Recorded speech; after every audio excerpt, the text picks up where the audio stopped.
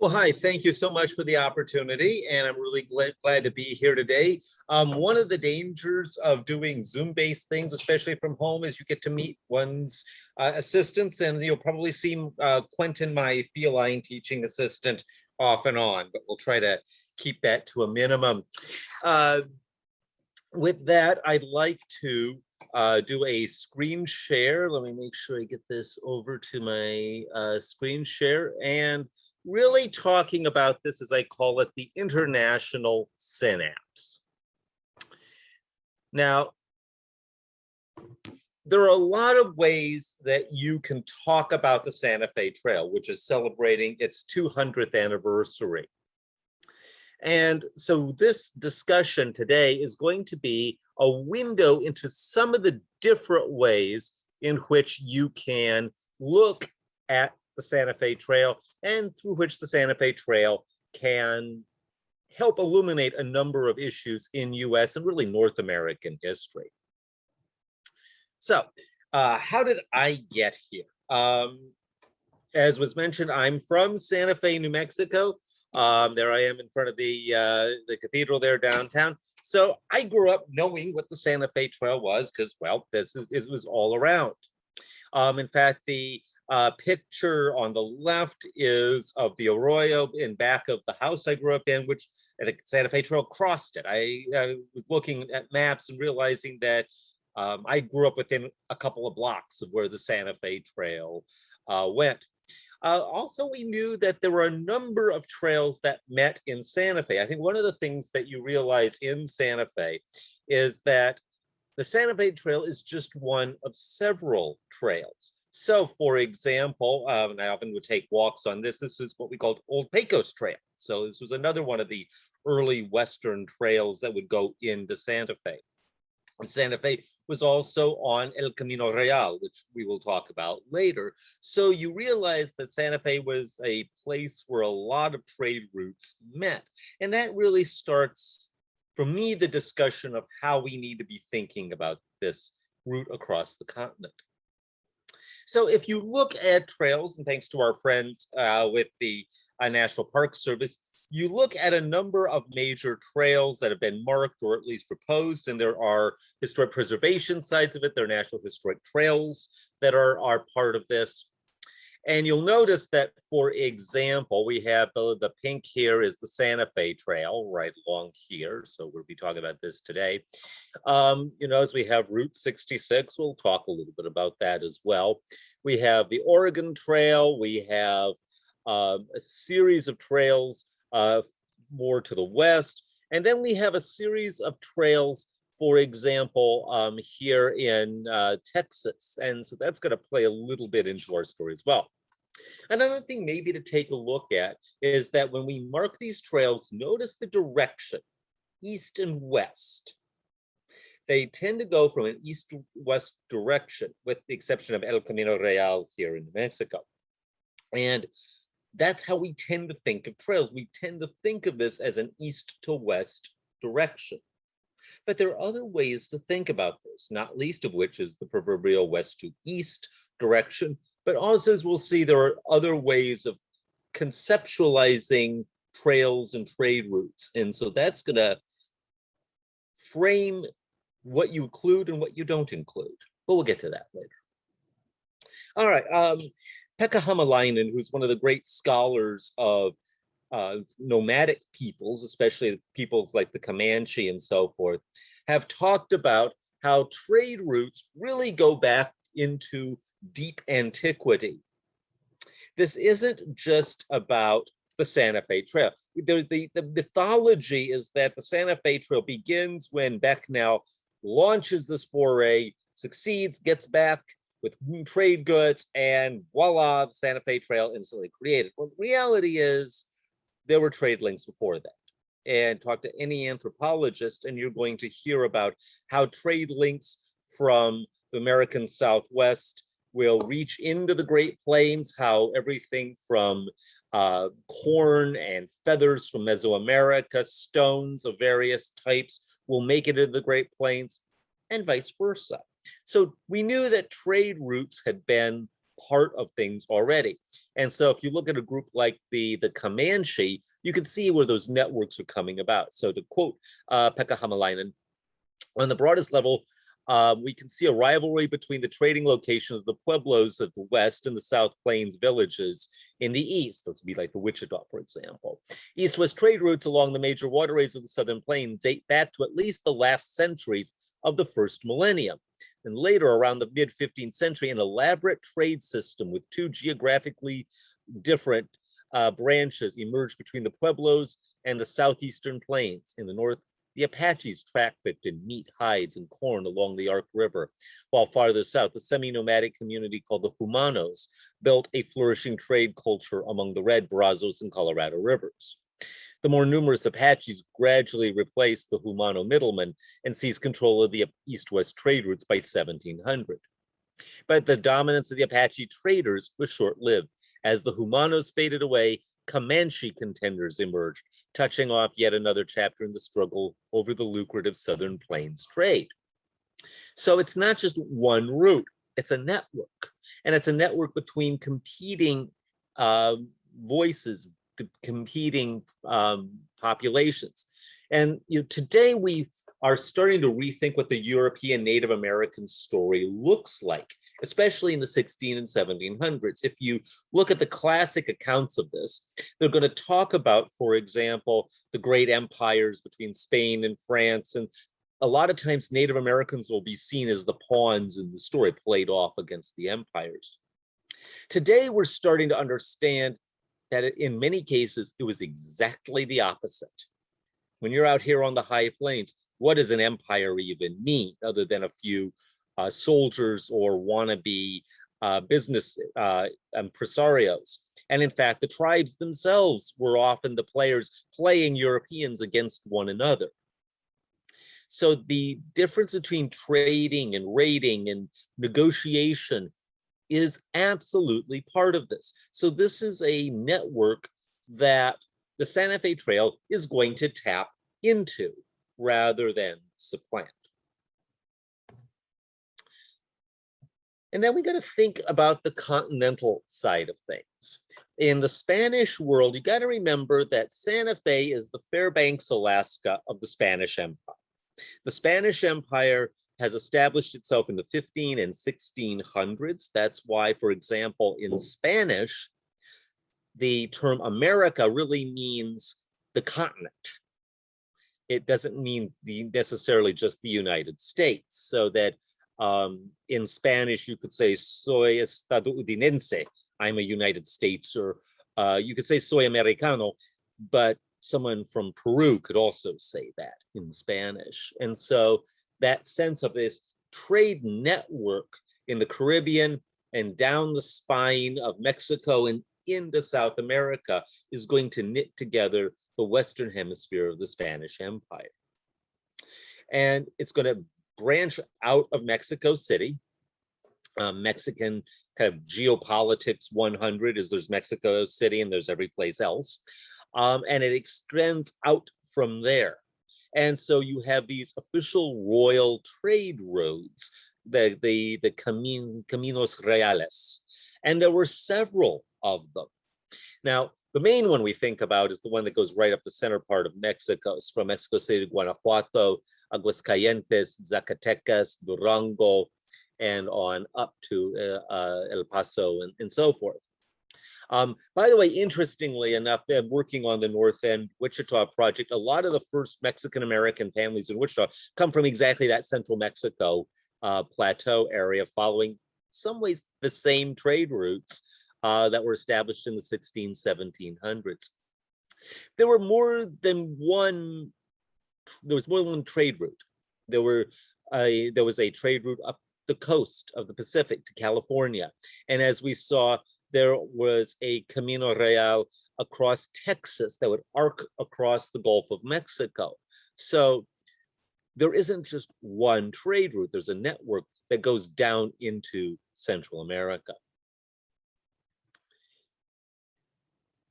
As I said before, this is the edge of the Spanish Empire. This is the hinterland. This is in some ways why the Comanche and the Apache are so dominant because they are numerically, at least initially, and then certainly economically, the dominant power players on this edge of the empire. This was the era of mercantilism, the idea that empires controlled trade within the empire themselves, often favoring large commercial ventures incorporated from, for example, the monarchy. In the British side, we think of the British East India Company, for example, or the Dutch East India Company for Holland. And there's similar versions that you're going to see in the Spanish and Portuguese world. But it means that trade between empires is not very much encouraged, and in fact is often discouraged. This was also a world in the 1700s where power rested with landed estates. Land was power, and commerce was important, but it was second tier down from the nobility, the aristocracy, and the landed gentry. So we see this across Europe. After all, when Napoleon talked about England as a nation of shopkeepers, that was not a compliment. The sense that you have commerce is there, but it's not celebrated the way land is. But that's starting to shift. And in the 19th century, we see a shift from mercantilism to liberalism. And liberalism in this context is the idea of liberal free trade. And so countries can trade between one another, and people should be free to buy and trade goods with whoever they want, rather than protecting imperial monopolies. And that's going to be a huge shift in what's going on with Spain and so forth. Now, Spain understands the value of the internal continental trade. And remember that the center part of the country had been acquired in the wake of the French and Indian War, the 7 Years' War, is by the Spanish. And so in 1792, the Spanish employed a Frenchman by the name of Pedro Pierre Vial to explore a route between Santa Fe and St. Louis, which was on the edge then in the late 1700s of Spanish territory. And to a large extent, what you go up is you find the Arkansas River, and you head on over to the next major river.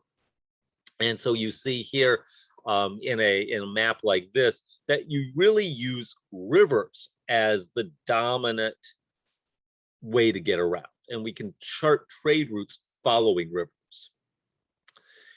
Then comes the transition where this land goes back to France, and then immediately Napoleon turns around and sells it to the United States in the form of the Louisiana Purchase. And the Americans understand the value that trade has in this new land, but it can be difficult, not just with Spanish, but with tribal voices as well. But it's also still Spanish territory beyond the edge of it. In fact, it's not always entirely certain what Spain and what is the United States. Just what did Napoleon sell the Louisiana Purchase? To the Spanish, what Napoleon sold was this little thing called Louisiana, which in this map is this little grayish outlined boot at the bottom. To the United States, they bought basically the watershed of the Missouri River. And so there's some tensions regarding that.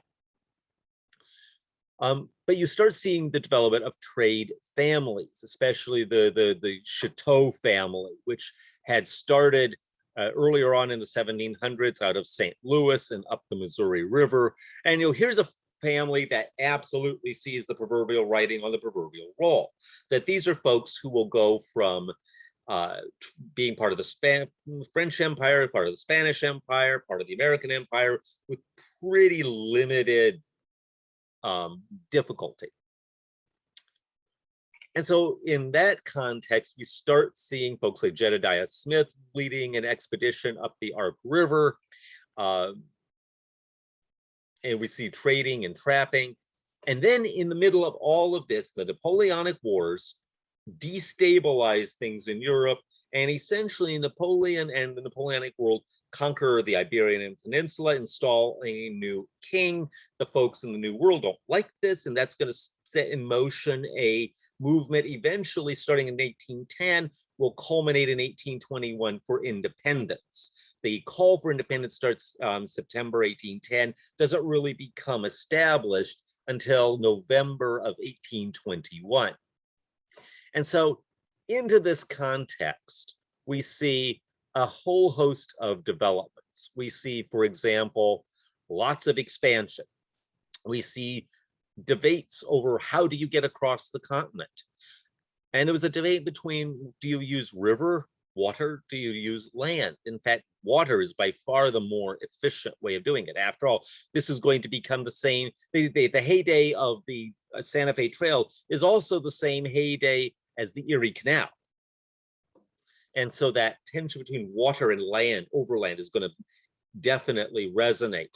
We're going to see the idea of going overland, whether it's the great turnpikes across the Appalachians and elsewhere, is difficult. It's challenging. It can be done, but water's preferable. But water will only take you so far out on the high plains. So enter William Beckman, who from Virginia during the War of 1812 comes into now central Missouri, becomes involved in a number of adventures, especially around Franklin. He's hit hard by the Panic of 1819, is heavily in debt, which at the time could have put him in prison. And so in September of 1821, leads a party of 17 men out to Santa Fe to try a trading route, which, let's face it, if the alternative is debtor's prison, that may seem quite promising. He goes out there and arrives in Santa Fe pretty much just in time to learn that Spain, that Mexico has become independent of Spain. So Becknell arrives in November of 1821. Spain's official declaration allowing Mexican independence takes place in September of 1821. So how much did Becknell actually know or just presume is a matter of some debate. A series of traders will go out following his wake, but what they find is this is extremely profitable. So in 1822, he finds that he made something like a 2,000% profit. It's feasible. And so what this does is this tries a trade route from the western edge of Missouri, which is also a state right at this point, reaches the Ark River and then angles on down to Santa Fe. So that begins then this great trade.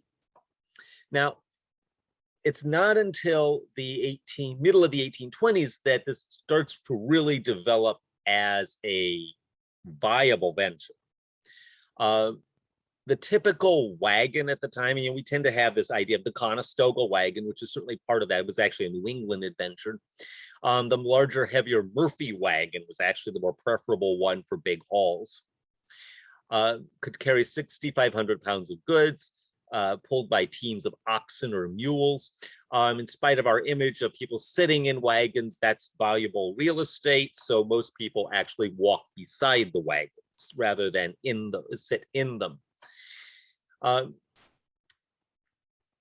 Eventually, what they will do is they will start organizing as caravans, because it's too dangerous to go out alone. Our classic image is of the lone covered wagon like this, heading out across the plains.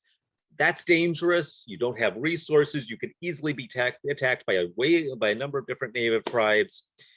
And so it's safer and therefore more profitable to go as caravans. And in fact, the first major caravan is organized by Becknell, Meredith Marmaduke, who will be the future governor of Missouri, and others in May of 1824. Includes 81 men, 156 mules, 23 wagons, and so forth. And they would often go on, not in a long row, unlike the movie image, but they would often go out in pairs, two abreast, sometimes in big stretches, four abreast. And they go out in these big caravans for safety and security, carrying with them all the resources they need, as well as spare parts and so forth. And that's then really the story that we see for the Santa Fe Trail. And right away, we start seeing a sense of promotion. And I think something about the Santa Fe Trail that's important into this story is the sense of this being marketed almost from the outset. This is promoted as a trail. It's a commercial trail. The US government has a vested interest in promoting it. And a lot of people like to spread the imagery of it. There's a romanticism of it, which is also really good for business. So you can't underestimate the power of marketing. So something like the Josiah Gregg book here, Expeditions Across the Western Prairies and Northern Mexico. Notice here that the connection is to Santa Fe, with the idea that you start at Santa Fe and keep heading on down El Camino Real into northern Mexico. That's the real goal. Santa Fe itself is a little tiny podunk town. It's a Santa Fe, and it pains me to say that, but it really is true. It's a podunk little outpost. The real goal is going to be in central Mexico. So it's just a stopover, really, to a bigger trading venture. That's the idea. So where does all of this start out? It starts out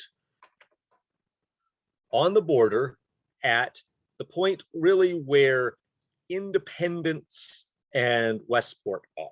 Basically right where the Missouri River touches the edge of Missouri, the state.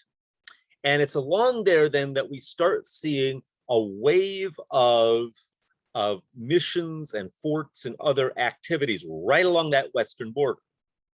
And so one of those areas, in addition to Westport, is going to be a series of communities and settlements. And now the Choteau family had been there quite a number of generations, really establishing communities like such as French Bottoms or Cawsmouth. In 1838, a company develops along the bluffs above the river named Kansas. Eventually, it's going to be organized as a city in the 1850s. This is before there's a territory. This is when they were named after the Kansas or Kaw River, which was named for the Kansa people. So that means, sorry, Kansas City not only is older than Kansas City, Kansas, it predates Kansas. It's that, and so that the timing is there.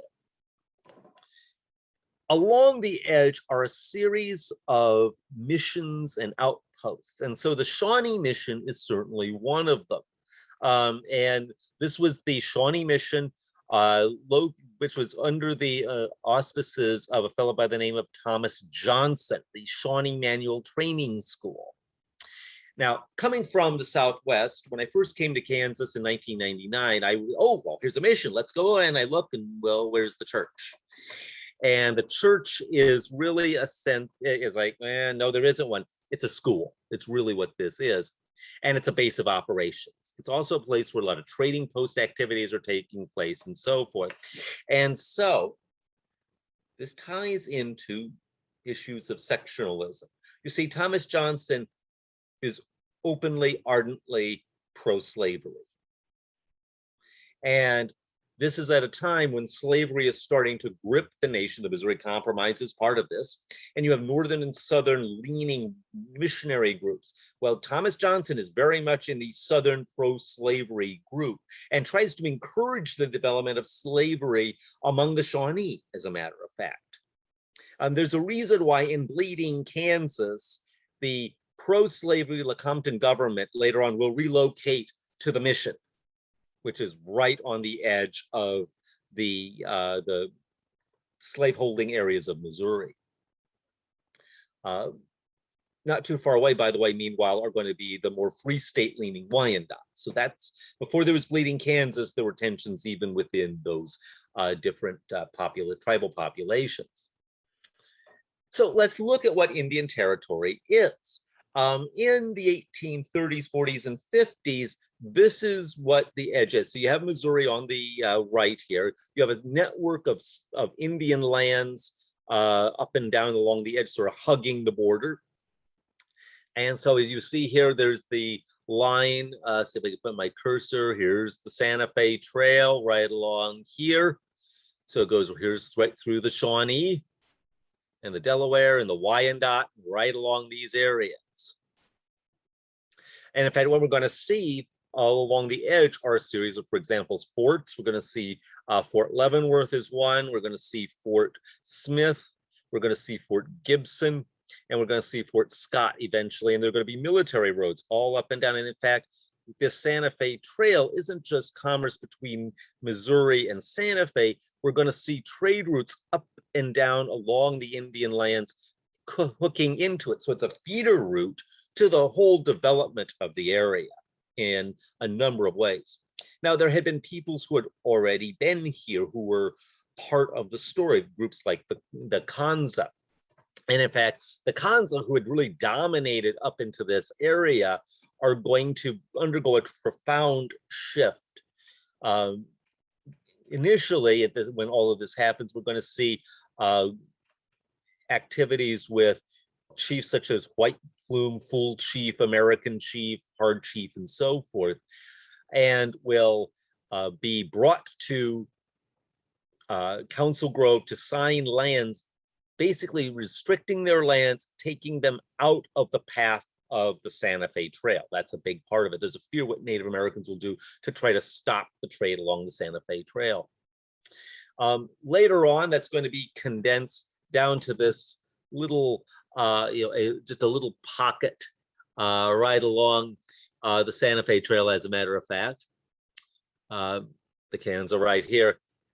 And by that point, we're going to see by the 1840s, the Full Chief Village, for example, really becoming more prominent. And then there's going to be a massive flood that will devastate the Kansa lands, as well as ongoing conflict with the Pawnee. And in 1846, the Kansa have ceded 2 million acres for $220,000 in the creation of a plot near Council Grove. And then that will shrink down and shrink down and shrink down.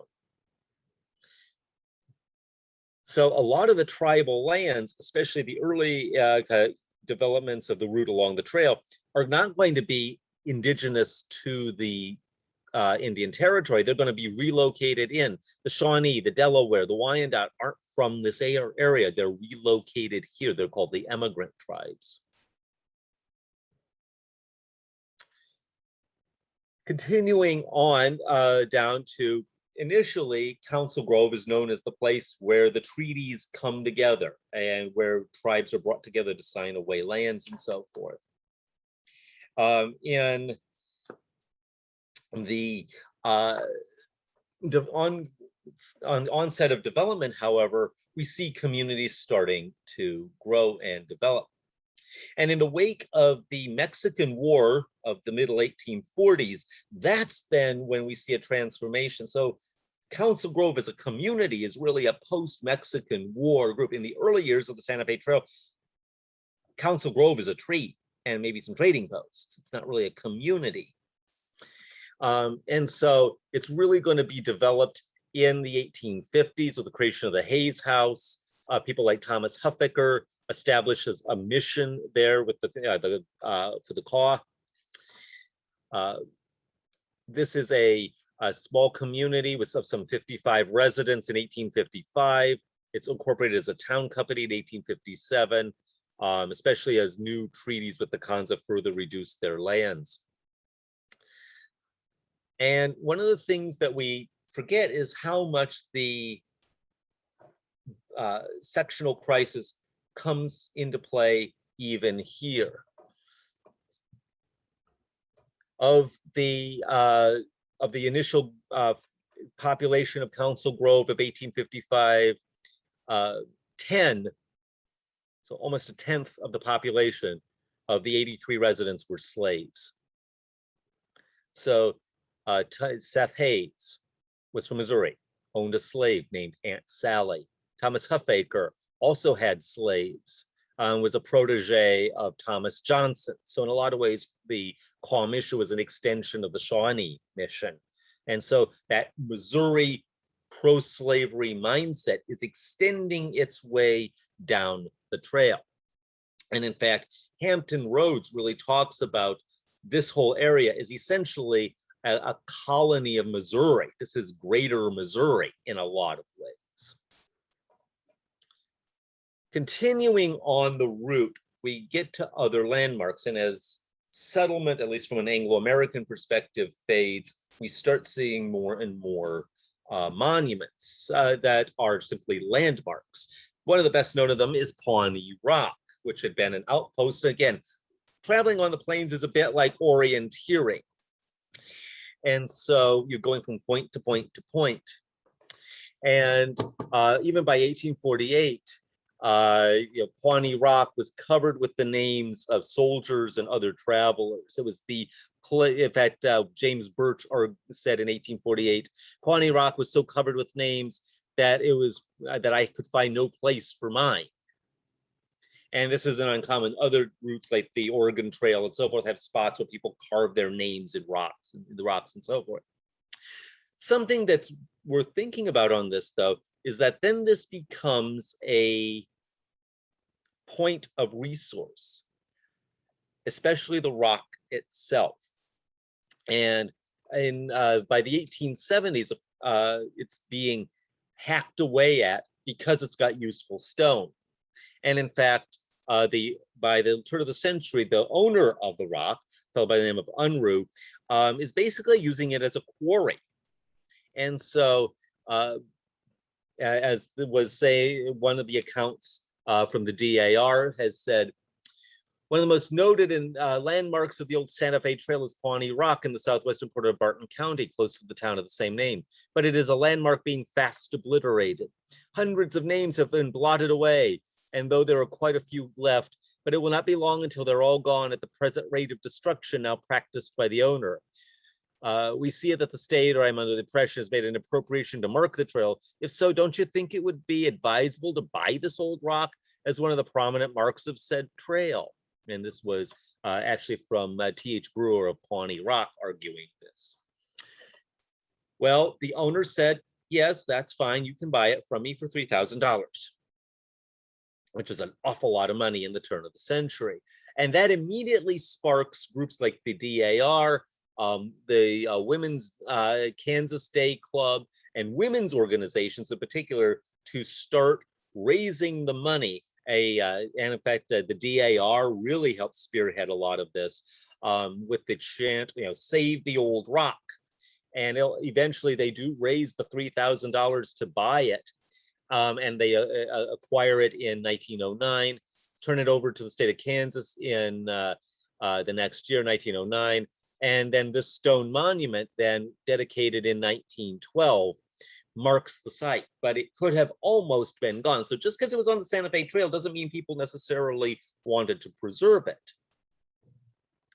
And then you go to a place like Fort Larned, which is its own network of the story, in the sense that as we get more and more into the trail itself, we see the role of military forts and outposts protecting the trail, but also having a role as a base of operations in a number of different areas. And again, as you've seen in these older photos, forts don't look like what they do in the movies, as they look more like clusters of buildings. There's no wooden stockade or anything of that sort. And so this is going to then be the spot where bases of operation are going to continue to take place. In fact, a lot of the Indian wars later on after the Civil War are going to have their base of operations in installations such as this. But even these don't get preserved. And in fact, if you look at pictures of Fort Larned, once they're abandoned in the 1880s, they're basically dismantled for their materials that go into ruin. And so if you look at pictures of Fort Larned in the early 20th century, they're basically farm buildings, and they've been adapted. You wouldn't see a scene like this. And so again, that sense that it was significant at one time, but not so significant that you preserve it. The idea that you preserve it is a 20th century conversation. So as we continue to cross the high plains, in part because there hasn't been a lot of development, you still see the ruts, the swales, if you will. This is where those proverbial rut nuts are out there finding spots along the high plains and so forth. And so you can see then these ruts, and you can see very quickly that these are where those wagons are going to and for abreast. And so the idea, this isn't like a road like the Roman the Roman roads with nice paving stones. It's not like Route 66. It's a road that kind of meanders a little bit depending on where the rains are, where the floods are, and so forth. So it's not like it's the spot where the Santa Fe Trail went. It varies from time to time.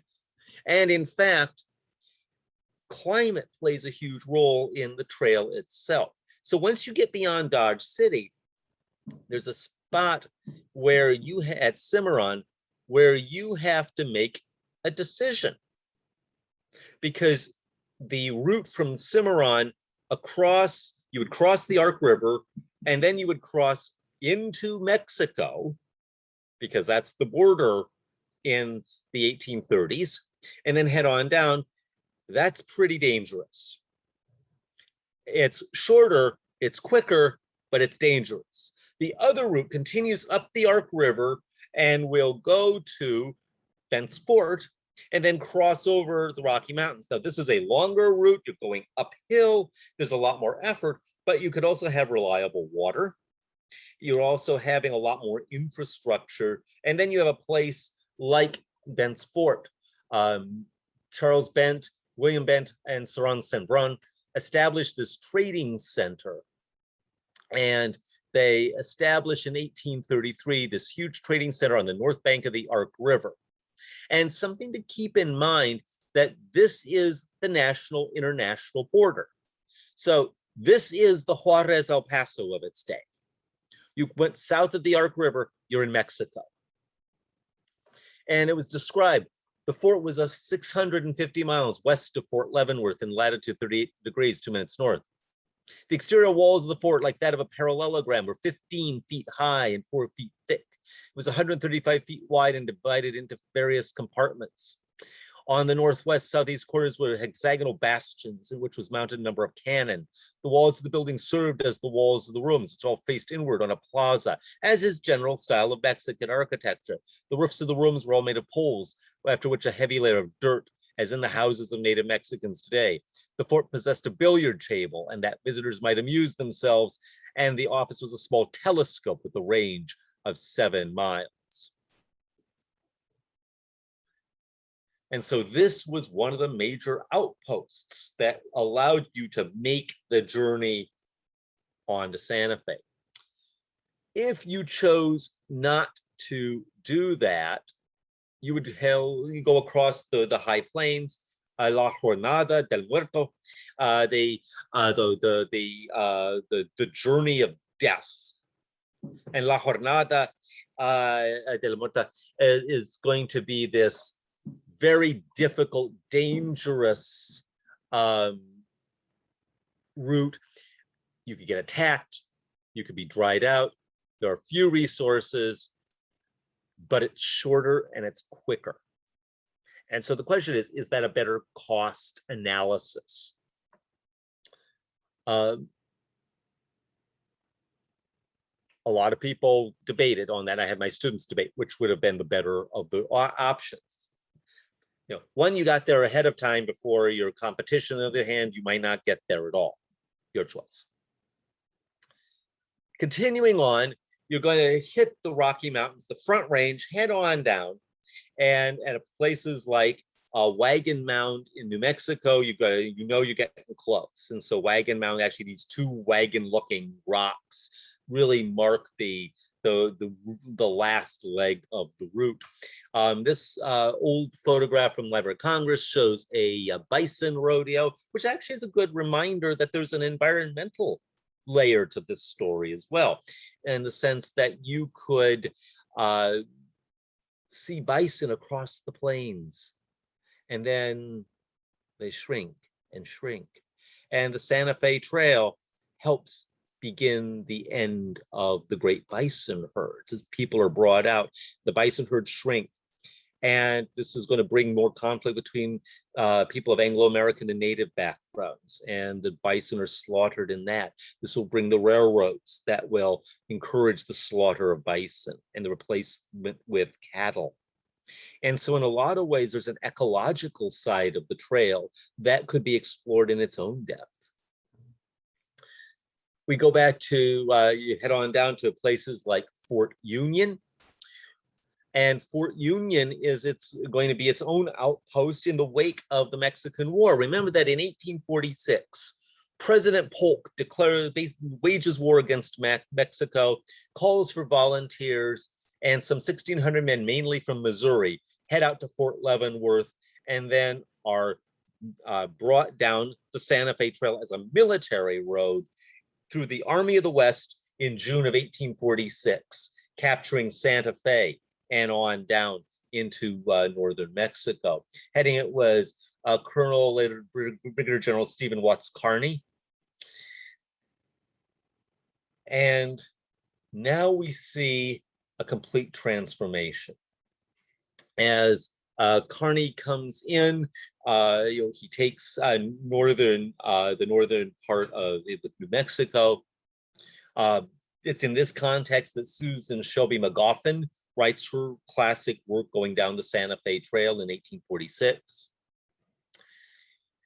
And then in 1848, with the Treaty of Guadalupe Hidalgo, the U.S. acquires the northern third or so of Mexico, and now this becomes part of the United States. And so now the Santa Fe Trail shifts from being an international border to being a continental one. In a lot of ways, Louisiana Purchase goes from being the edge of the continent to the center of the country. And in the wake of this, you see more establishments like Fort Union created in the 1850s to help facilitate that. And it's really at that point then that we start seeing that shift of going away from overland wagons to this new technology of railroads.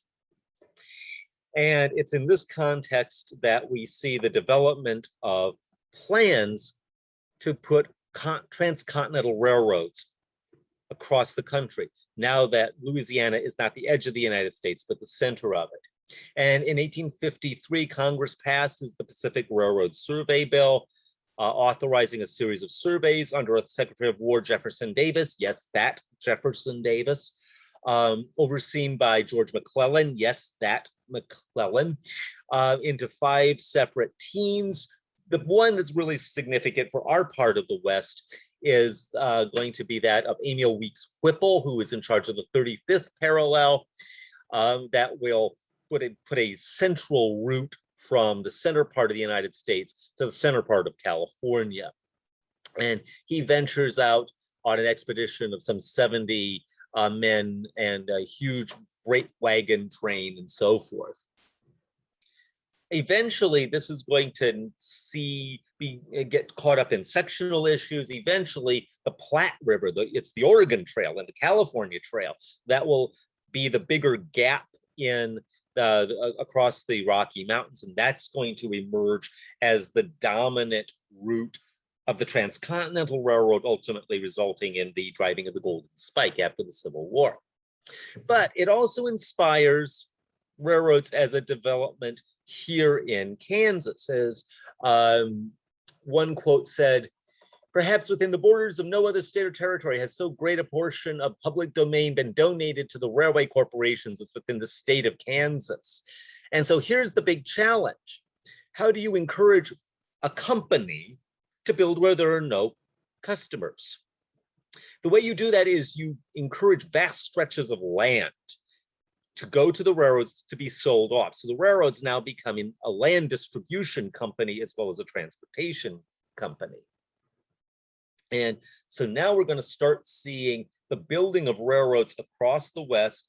And one of them is going to be the great Union Pacific that will follow up north at the 100th meridian on the Platte River or over, and a number of routes tie into that. The development of gold fields in Colorado are going to tie into that as well. The other route is going to veer to the south and west, and it's going to follow the Santa Fe Trail. If you look at railroad names of the 19th century, railroad names usually had a common structure. The two cities they connected and where they wanted to go.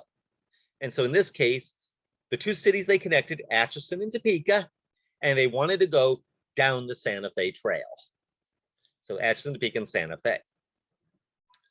And so that's going to now start being a development as we go along to the south and west. So here's a great map. This is from the Walton collection, now at WSU Special Collections, that it shows here's a route that goes, here's Atchison, Topeka, because it wasn't certain if Atchison or Kansas City was going to be the dominant one. It's going to be Kansas City. Going to head on down, and then it's going to diagonal down. Now, the original plan was for the railroad route to go due south, basically around what's now Winfield, and arc on down to the west, more around where Blackwell is today, more or less. Well, that's not going to work out for a whole host of reasons, including Osage land issues and so forth. So by the 1860s, the construction of the railroad diagonally is going to pretty closely follow the Santa Fe Trail. Not perfectly, it's a little to the south of it, but it's going to follow a lot of those sorts of same routes. And it's going to angle around through Emporia and then across through Cottonwood Falls and then on over. And eventually, that's going to tie into the Great Texas Cattle Trade, as in 1867, Joseph McCoy is going to bring cattle up from Texas to railheads. The first one is going to be on the Kansas Pacific, 1867, but sort of like an outflanking maneuver. The Santa Fe then flanks out at Florence, and that's going to capture the trade. And that's going to get into Newton, and that's going to capture the trade. And then Wichita is going to build a spur line to capture the trade, and it's going to push on due west to hit Dodge City. The other reason railroads are doing this is that if they make it to the Colorado border, they get to keep this promised land that they could sell off. So it's in their vested interest to get to the border as much as they can. So the Atchison, Topeka, and Santa Fe reaches Newton in 1871, Dodge City 1872, reaches the Colorado border by December of 1872. So just barely, but it makes it. And then continues on. At this point, Dodge City is then going to really take root as the dominant cattle trade as it kind of moves to the west, ties into the Western Cattle Trail and so forth. And then eventually it's going to cross over into Colorado. It's going to cross, and then it's going to reach La Junta, Colorado. And then it's going to cross over Raton Pass in 1878 and going to reach Santa Fe, New Mexico in 1880. But it's not going to go to Santa Fe directly. It's going to go past it at a place called Laney and on to Albuquerque and veer its way on out to California. And so the Atchison, Topeka, and Santa Fe does not go directly to Santa Fe. Santa Fe is a spur line. Great station, spur line. And it's right at that point that you start noticing some things. Now, one of the areas, my family had a vacation home. We called it a ranch. It was a vacation home. It was an old Hispanic farmstead by Bernal, New Mexico. And when we would go out there to visit, we always went past this place, Starvation Peak. And it was always a game, who got to see Starvation Peak first? Well, the story is that an attack happened where Native Americans attacked people of European background, where they were holed up on the top and they starved to death. And that's the story of Starvation Peak, except you start looking at that. And I start looking at newspapers, to see where Starvation Peak is. What's curious, in the 1840s, they don't call this Starvation Peak. They call this Bernal Peak after the little town next to it. The first story I can really find about this being Starvation Peak was in 1880, where the Las Vegas Optic was reported as telling years ago it was a chief who forced Mexicans up to the top where they starved. The Wichita Eagle of 1881 responded that it happened a century earlier between Spanish and Indians, in which 72 Spanish were holed up as a sort of last stand. Los Angeles Herald said that the victims were 12 or more, quote, Mexicans during the late Civil War. The St. Johnsbury Caledonian, my go-to for all things Southwestern, says that it specifically happened in 1837. Other accounts of it said that, in fact, it was reversed and it was Native Americans who were holed up on the top, and they can't even determine which tribe this is. Some say they were Apache, some say they were Ute, some say they were Navajo. And how much of the details are real and archaeology hasn't confirmed a whole lot. My hunch is that this was a creation of the railroads, that they told some wild story to entertain tourists, because if you start looking at what those newspapers record as the origin of the story, it always happens that a traveler on a Santa Fe train recounts it. So I suspect it actually had a lot more to do with that. So once the Santa Fe reaches the Santa Fe and that development to the southwest, now this very Kansas-based company, the Chesapeake and Santa Fe, gets into the tourism business and builds these big Harvey houses and big hotels and gets into what we today would think of as package tourism, where La Fonda is in Santa Fe on the plaza, will be one of the destinations. And so there's this romance of the Santa Fe Trail that plays beautifully into sales and the profit margin for the Santa Fe Railroad. And this is also going to play into the development of automobile tourism. So as auto tourism in the 1920s transitions American public travel from rail-based moves, you see that roads are laid out, oftentimes following railroads, because railroads needed shallow grades. And it just so happens that Highway 50 will be one of the big routes that will follow parts of the Santa Fe Trail in portions. Other times it's going to be Highway 40. Sometimes you're going to have other routes that will tie into portions of it. Depends where whether you're near Kansas City or on out.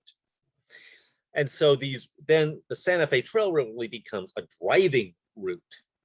And it forms the basis in a lot of ways of one of the transcontinental highways, or semi-transcontinental highways between Chicago and Los Angeles. Initially, it was going to go across Missouri and then follow more or less the Santa Fe Trail to New Mexico. And then this thing called Oklahoma steps in, no offense to Oklahoma, and they draw it down. The boosterism of Oklahoma draws it down, and that Route 66, now goes to the south in Missouri with a little tiny clip in Kansas, about 12 miles in the very far southeastern corner of our state, and then on down. But in a lot of ways, the Santa Fe Trail is going to give rise to Route 66. There's a lot of parallels between this, and that idea, the romance of travel out west, is definitely sponsored through that. Places are still planning, are still capturing that nostalgia. A place like Elkhart, for example, is going to be doing that. Marking the trail becomes its own story. In the turn of the century, the Daughters of the American Revolution endeavored to mark the trail with these little markers along it, and the various routes. So Pawnee Rock is not an isolated incident, but really part of a larger conversation. Later on, we're going to see efforts such as the centennial of the Santa Fe Trail, which is going to be in the 1920s, right as automobile tourism takes off. So you can see some overlaps here. Council Grove is going to be one of the real centers of that at the time. You're also going to see the DAR getting involved again with the creation of a Madonna of the Trail set of statues to mark the trail, and highlight, as they would see, a woman's role on the trail. Today it's a very complicated and in some ways contentious way of framing it. We could certainly have that conversation if you want, but it's another way of marking what that trail was. Then the Santa Fe Trail really takes off in the 1950s with the heyday of the Old West.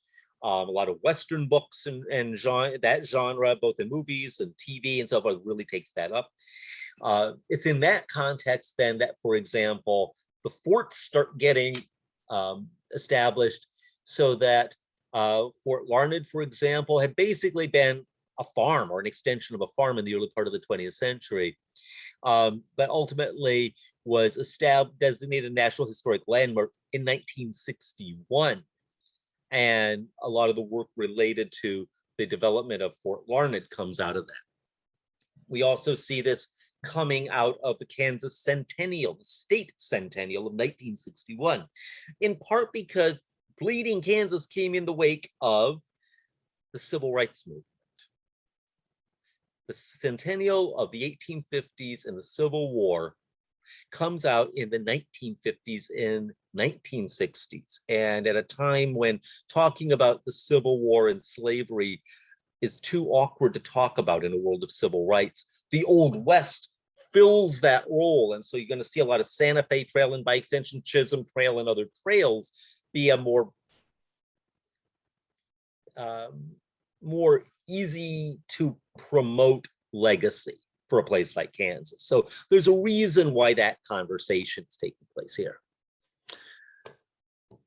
And so now we see, again, in the wake of the bicentennial, waves of interest in local and community efforts. For example, you have the Fort Larned Historical Society dedicated the Santa Fe Trail Center just outside of Larned, really with the mission of interpreting the entire trail. They begin holding a rendezvous there in 1980. That's going to inspire a bigger move to create a Santa Fe Trail Association, bringing in speakers like our own Leo Oliva, who is absolutely the go-to person for so much of this story. And now we move forward into today with the 200th anniversary, and we see the National Historic Trail as a feature, as well as a National Register of Historic Places designation for places along the Santa Fe Trail. So it's not just a place, hey, let's go and take a look at it, let's mark it, but let's preserve sites along it. Those are two different but related conversations. So with that, that's a little bit of an overview of the trail, some of its contexts, but also some ways that you can use this story as a window into other stories. And there's so much we could talk about. I've tried to keep it as condensed as I could. My apologies for running it a little on the short side, but I'm willing to take a few questions, comments, or other observations. So thank you. Yeah, I don't have any questions yet, but I wanted to mention to you, one of the things I usually do is try to put some viewing recommendations together to accompany our reading recommendations and so on. Is there anything you would recommend, documentary or, fiction or film wise, on the subject? Certainly, I think the classic in a lot of ways is going to be the Greg. I think that's probably a good starting point. The Greg and the MacGuffin are probably the best ones to really be thinking about in that regard. There is a wonderfully rich discussion on that. Also, I would like to put a big shout out to the Kansas Historical Society. If you go to kshs.org and look under Preserve, go to the sites on the Santa Fe Trail. Those National Register nomination forms are a great introduction with lots of great references. And look at what they're citing. That's going to be an important part of it. Also go to a place like the Santa Fe Trail Center in Larned. Also, Freedom's Frontier is going to have some aspects of that too. So a lot of different layers to it. I've heard that we're around the corner from a TV series on the Harvey Girls. Ah, much more than that, but that's if you're a Judy Garland person at all, you're familiar with that one, the classic song on the Atchison, Topeka, and Santa Fe, which is probably the best 8 minutes in a musical ever. But gotta totally love it. Yeah. So this is why when you think that the Santa Fe Trail end, the classic story sort of ends with the arrival of the railroad in the 1880s, but in fact it doesn't. It morphs, probably more accurately. The route is still there. We just think of it in a different way. And in fact, the Santa Fe Trail even kind of changes a little bit. The route actually changes because you had to pay a certain route to go across the Santa Fe Trail. Well, it was always till the railhead. And as things develop in the 1860s and 1870s, that railhead gets shorter and shorter and shorter and shorter and shorter. And so what the trail even means definitely depends. But yeah, the pop culture is absolutely there. This is a very heavily promoted trail. And I think that's both an advantage and a challenge on that one. I saw a question in there about the movement of people across the country. The very fact that we cross the country like this is a Santa Fe and Oregon / California / Mormon trail discussion. The very fact that we think in those conversations going back and forth absolutely is part of it.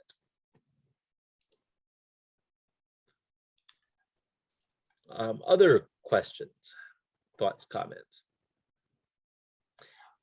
I'm not getting any at the moment. One of the things that occurred to me the other day really is that this is the British parallel to this would really be the canal system, that reached, and the way that you can see it branching through and beside communities, and the way that some parts of England are accessible and some are not, that's fascinating. There's a lot of winners and losers in this. And because it got so concentrated on one fairly big route, that definitely privileged certain areas. But the railroads come in and that changes it entirely. In a lot of ways, they really are, the irony is that these wagon roads are seen in the 1820s and 1830s as temporary until we get the railroad. It's not a permanent conversation. We're there till the trains come. And so there's much more of a sense that the rail route is actually the big dominant one they're looking at. Indeed. In fact, traveling overland outside of a train by the turn of the century was seen as very strange, very weird, very difficult. And why would you do that? Because that's what Pullmans are for. Indeed. So it's not until the 1920s that we see automobile tourism coming into that. I would also say, and this is that trains trails conversation. Follow the old Fred Harvey system. That Castaneda Hotel has just been restored. La Fonda, absolutely. Some of these other ones absolutely worth visiting. So check those out. So the irony is that if you want to really reach out and experience the Santa Fe Trail, follow the train. And we're around the corner, I think, in Wichita, of having train travel be available to us right here, rather than having to go to Newton and, I don't know, leave your car. I love it.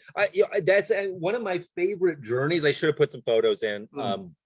I've taken the train from Newton on out, and you follow the Santa Fe Trail. It's a lot easier to take some photos and stuff. Wow. Yeah, now it's funny. You get on in Newton at 2:30 in the morning, and you get off in Lamy about 2 in the afternoon.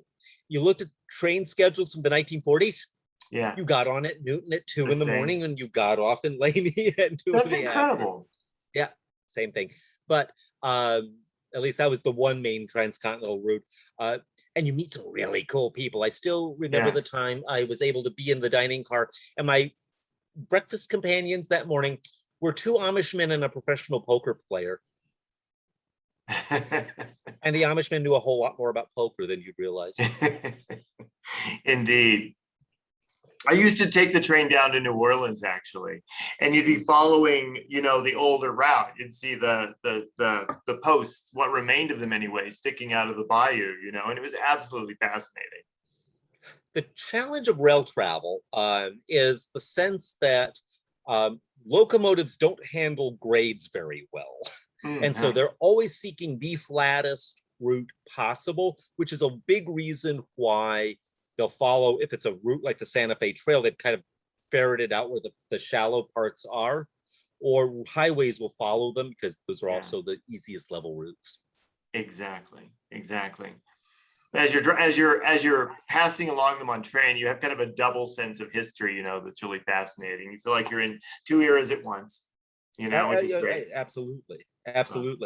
And we could even talk about it. Somebody was talking about here on the high plains. I mean, this is the Dust Bowl. If you want to move into the 1930s, a lot of that same route of people going out west and from the Dust Bowl to California follows the Santa Fe Railroad, which got its start with kind of inspired by the Santa Fe Trail. So once again, the layers connect in.